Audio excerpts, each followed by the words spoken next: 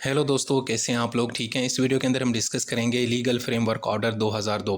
दोस्तों 1999 के अंदर मुशर्रफ साहब ने नवाज शरीफ की हुकूमत ख़त्म कर दी और उसके बाद वो बीइंग आर्मी चीफ सदर बन जाते हैं और आइन को सस्पेंड कर देते हैं। तो आगे चल के उनको ख्याल आता है कि यार मैंने अगर अपने आप को मजबूत करना है ना, तो फिर आइन में मैं कुछ चीज़ें तरमीम करूँ ताकि वो मैं मज़ीद जो है ना मुझे सपोर्ट मिले और मेरे इख्तियारात बढ़ जाएँ। तो जनाब उस चक्कर में उन्होंने एक लीगल ऑर्डर जारी किया जिसको हम लीगल फ्रेमवर्क ऑर्डर कहते हैं, और ये एक लीगल डॉक्यूमेंट था जिसके ज़रिए आइन के अंदर बहुत सारी चीज़ें तब्दील की गई। और फिर इसी डॉक्यूमेंट के ज़रिए आगे चल के 2002 के अंदर अक्टूबर के माह के अंदर जो है ना वो इलेक्शन भी करवा दिए जाते हैं और असेंबलियाँ नई बन जाती हैं। तो अगर हम इस हिस्ट्री देखें ना, तो हिस्ट्री शुरू होती है 12 अक्टूबर 1999 को। नवाज शरीफ की हुकूमत ख़त्म, मुशर्रफ साहब जनाब मालिक बन जाते हैं पूरे मुल्क के, ठीक है ना। और वो एक बीइंग आर्मी चीफ वो सदर भी बन जाते हैं, फिर रेफरेंडम भी करवा देते हैं, लोगों से सपोर्ट ले लेते हैं और आगे चल के वो एक लीगल फ्रेमवर्क ऑर्डर जारी करते हैं। अब इस ऑर्डर का बुनियादी मकसद ये था कि भाई आइन में कुछ चीज़ें तब्दील करके अपने आप को मज़ीद पावर देना, यानी अपने इख्तियारात उसने बढ़ा दिए, ठीक है जी। और फिर आगे चल के मुख्तलिफ़ फेजेज़ के अंदर आइन को उसने दोबारा रिस्टोर भी किया, जैसे 15 नवंबर, फिर 24 नवंबर, फिर 31 दिसंबर और उसके बाद 12 मार्च 2003 को इन्होंने मुकम्मल आइन को रिस्टोर कर दिया। अच्छा जी, अब यहाँ पे एक सवाल पैदा होता है कि मुशर्रफ साहब कैसे आइन के अंदर तरमीम कर सकते थे? वो तो आर्मी चीफ थे, वो तो सदर थे। चलो अब सदर उनको मान लेते हैं कि वो बन गए, जैसे तैसे भी बन गए, 2 नंबरी से बन गए थे वो भी वे एक्चुअली। तो अब आइन में वो तरमीम कर सकता है। तो आप लोगों को पता है कि भाई प्रेसिडेंट के पास तो कोई इख्तियार नहीं होता, ना ही आर्मी चीफ के पास होता है। तो हुआ यूँ था कि उस ज़माने में एक ना सुप्रीम कोर्ट के अंदर मुकदमा लगा था जिसका नाम है सैयद ज़फ़र अली शाह केस। उस केस के अंदर एक्चुअली सुप्रीम कोर्ट ने कह दिया कि भाई मुशर्रफ साहब जो है ना चीफ एग्जीक्यूटिव हैं इस मुल्क के, उनके पास ये इख्तियार है कि वो आइन में तरमीम कर सकते हैं। यानी ये सुप्रीम कोर्ट ने जनाब जो है ना ये यानी कि बड़ी हरकत, बहुत बुरी और घटिया हरकत की, और उन्होंने मुशर्रफ साहब को ये इख्तियार दे दिया कि जाओ जाके आइन में तरमीम कर लो। खैर, तो मुशर्रफ साहब ने उस ताकत का इस्तेमाल करके जनाब लीगल फ्रेमवर्क ऑर्डर जारी किया। अब लीगल फ्रेमवर्क ऑर्डर बनाने के लिए उन्होंने पता है क्या किया? एक आर्मी अफसर था तनवीर नकवी, उसकी जनाब जिम्मेदारी लगा दी कि जाओ यार जाके आइन में तरामीम के लिए मुझे बताओ कि क्या क्या चीज़ें होनी चाहिए। और उन्होंने एक जनाब जो है ना नेशनल रिकंस्ट्रक्शन ब्यूरो बनाया। अब यहाँ पे भी सवाल होता है कि भाईजान उनको कोई लीगल एक्सपर्ट नहीं मिला, कोई रिटायर्ड जज, वकील, कोई पढ़ा लिखा बंदा नहीं मिला, बल्कि एक आर्मी के बंदे को कहते हैं कि जाओ जाके आइन के अंदर जो तरामीम करनी है उसके लिए मुझे कुछ यानी कि रिकमेंडेशन दो। खैर, आगे चल के जनाब 21 अक्टूबर 2002 को वो लीगल फ्रेमवर्क ऑर्डर जारी कर दिया जाता है। अब उस लीगल फ्रेमवर्क ऑर्डर के अंदर कौन सी चीज़ें थी वो मैं आपको बताता हूँ बड़ा आसान करके। भाई सबसे पहले तो उन्होंने ये लिखा कि जी मुशर्रफ साहब जो है ना वो खुद जो है ना आइन को रिस्टोर करेंगे अपने हिसाब से और नोटिफाई करते रहेंगे, ठीक है। यानी कि वो क्या करेंगे, वो ऑटोमेटिक या कंप्लीट जो है ना वो आइन रिस्टोर नहीं होगा, लेकिन मुख्तलिफ फेजेज़ में होगा। और मुशर्रफ साहब जो है ना वक्त के हिसाब से यानी कि थोड़ी थोड़ी चीज़ें जो है ना वो रिस्टोर करते जाएंगे। वो अभी आपको मैंने पहले यहाँ बता दी हैं, ये देखें। पहले यानी कि 15 नवंबर 2002 को कुछ रिस्टोर किया, कुछ हिस्सा 24 दिसंबर नवंबर और कुछ हिस्सा 31 दिसंबर और आगे चल के 12 मार्च 2003 को मुकम्मल उन्होंने आइन को रिस्टोर किया। तो पहला फीचर आपको समझ आ गया ना कि भाई आइन को उन्होंने रिस्टोर किया मुख्तलिफ फेजेज़ के अंदर और वो मुशर्रफ साहब खुद नोटिफाई करेंगे, नंबर 1। दूसरी चीज़ उन्होंने ये किया कि भाईजान जो पॉलिटिकल पार्टीज़ हैं ना उनकी रेगुलेशन थोड़ी मजबूत कर ली। यानी उनको एक तो ये पाबंद किया गया कि वो जो जितनी भी सियासी जमातें हैं वो इंट्रा पार्टी इलेक्शन कराएंगी, अपने अंदर इलेक्शन कराएंगी ताकि जमहूरियत को फ़रोग हो। यानी अगर एक सियासी जमात है वो अपना एक लीडर चुनना चाहती है तो उसके लिए उनको अपनी पार्टी के अंदर इलेक्शन कराना होगा। अच्छा जी, उसके अलावा उन्होंने ये भी कहा कि कोई भी सियासी जमात जो फ़िरका वारियत, एथनिक या जो है ना रेशियल या हेटेड या दुश्मनी या मुल्क या कौम के ख़िलाफ़ कोई दुश्मनी या मज़हब के ख़िलाफ़ कोई दुश्मनी फैलाएगी, काम करेगी, तो उसके ख़िलाफ़ जनाब जो है ना वो एक्शन लिया जाएगा और उसके ऊपर पाबंदी लगा दी जाएगी। तो ये हो गया जनाब लीगल फ्रेमवर्क का दूसरा फ़ीचर। उसके बाद जनाब उन्होंने ये किया कि मुशर्रफ साहब ने जो है ना एक और तब्दीली की, वो ये की कि वो ये कह रहे हैं कि जनाब मैं ना जिस तरह सुप्रीम कोर्ट ने फैसला दिया ना उस सईद ज़फ़र अली शाह केस के अंदर कि जो मुशर्रफ साहब जो है ना एज ए चीफ़ एग्जीक्यूटिव हैं, वो कहते हैं कि जी मैं ना सुप्रीम कोर्ट के फैसले के मुताबिक एज ए चीफ़ एग्जीक्यूटिव यानी आर्मी चीफ जो है ना वो ख़त्म हो जाऊंगा, अपना उससे स्टेप डाउन करूंगा और उसके बाद फिर मैं آٹومیٹکلی 5 سال کے لیے کیا بن جاؤں گا؟ صدر بن جاؤں گا۔ یعنی اس نے کہا کہ میں آرمی چیف کا عہدہ چھوڑ دوں گا اور صدر بن جاؤں گا 5 سال کے لیے۔ یعنی اس نے یہ جناب لیگل فریم ورک کے اندر ایک چیز یہ اپنے آپ کو لکھ لی کہ بھائی جیسے میں ادھر سے آرمی چیف ہٹ جاؤں گا تو بس پھر میں صدر بن جاؤں گا اور بس 5 سال کے لیے صدر رہوں گا۔ اب یہ بھی جناب انہوں نے آئین میں ترمیم کر دی، ٹھیک ہے جی۔ اچھا جی، اس کے بعد انہوں نے نیشنل اسمبلی کے اندر جو کچھ سیٹیں تھیں وہ انہوں نے بڑھا دیں، عورتوں کی جو ریزرو سیٹیں وہ 60 ہو گئیں اور نان مسلمس کی 10 ہو گئیں۔ اسی طریقے سے صوبوں کے اندر بھی کچھ سیٹیں بڑھا دی گئیں، بلوچستان کی 65 تک پہنچ گئیں جس میں 11 سیٹیں خواتین کی، 3 نان مسلمس کی۔ کے پی کی جو سیٹیں تھیں وہ بھی جو ہے نا 22 تک بڑھا دی گئیں اور ریزرو سیٹیں جو ہے نا اور خواتین کے اور نان مسلمس کی بڑھا دی گئیں۔ اسی طریقے سے پنجاب کی سیٹیں 371 تک پہنچ گئیں، 66 سیٹیں جو ہے نا وہ خواتین کے لیے ریزروڈ ہوگی، 8 سیٹیں نان مسلمس کے لیے۔ سندھ کے اندر بھی کچھ سیٹیں انہوں نے بڑھا دی، 168 تک پہنچ گئیں، 29 سیٹیں خواتین کے لیے اور 9 سیٹیں نان مسلمس کے لیے۔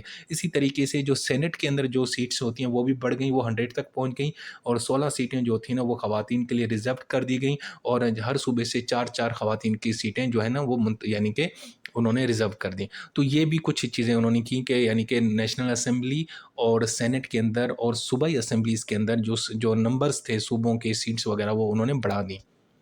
اچھا جی، اس کے علاوہ انہوں نے اور کام کیا لیگل فریم ورک آرڈر کے اندر جو سب سے بڑا خطرناک کام وہ انہوں نے یہ کیا کہ آرٹیکل 58(2)B جو تھا نا اس کو دوبارہ انٹروڈیوس کیا۔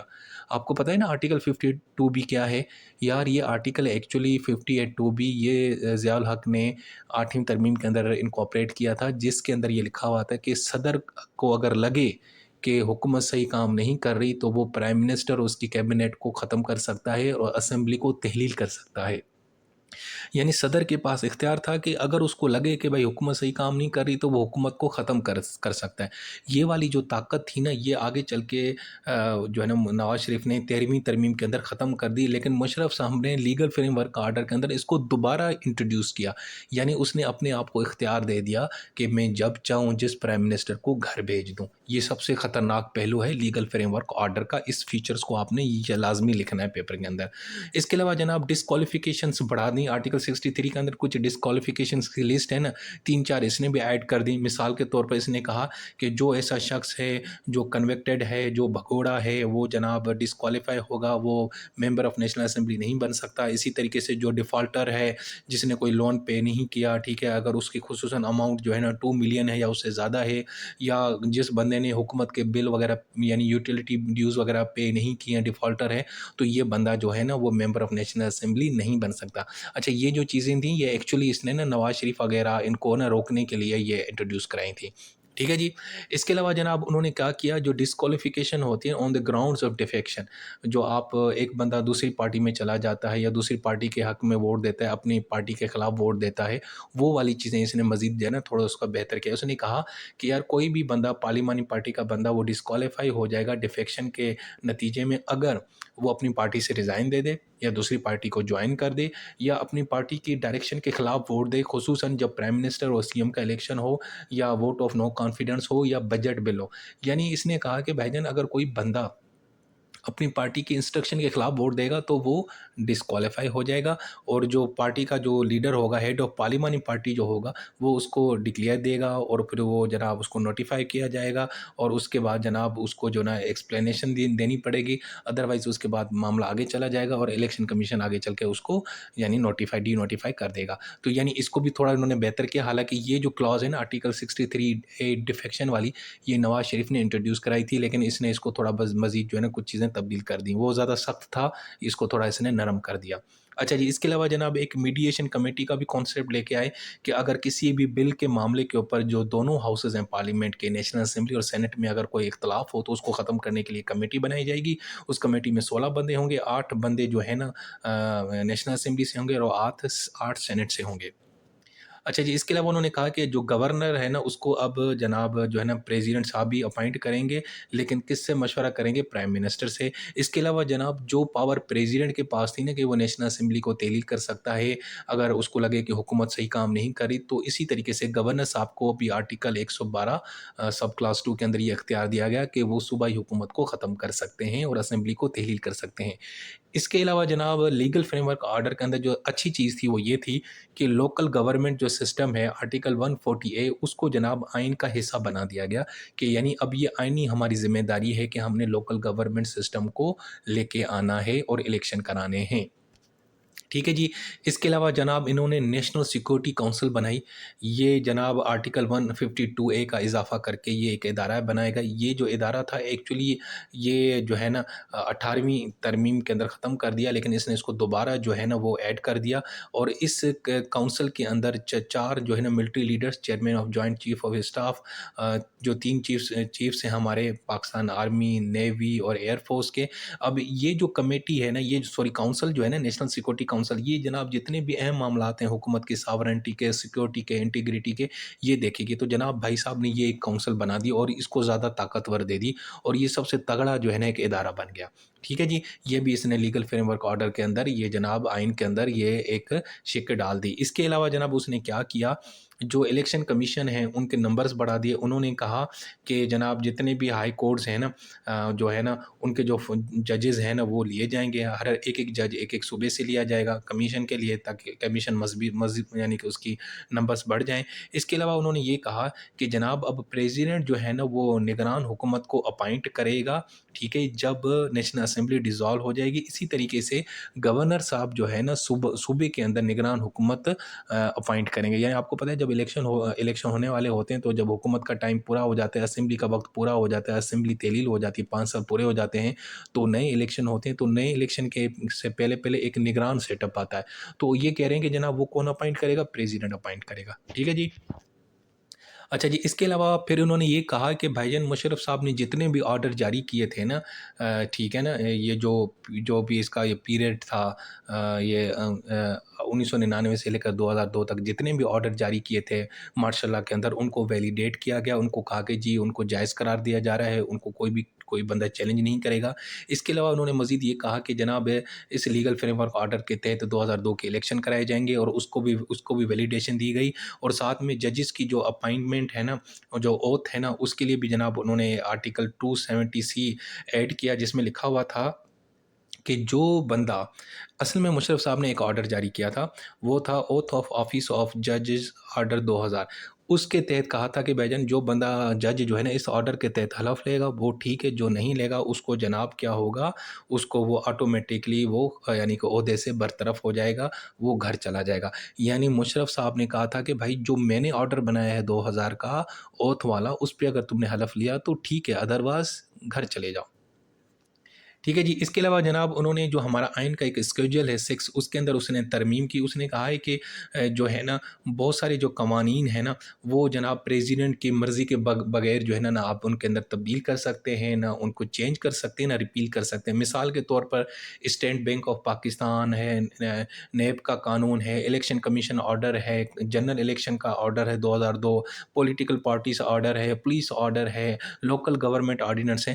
یعنی یہ جتنے بھی سارے اہم قوانین ہیں بھائی صاحب، وہ صدر کی مرضی کے بغیر آپ نہ ان کے اندر تبدیلی کر سکتے ہیں، نہ اس کو اندر کوئی چیز ان کو ریپیل کر سکتے ہیں.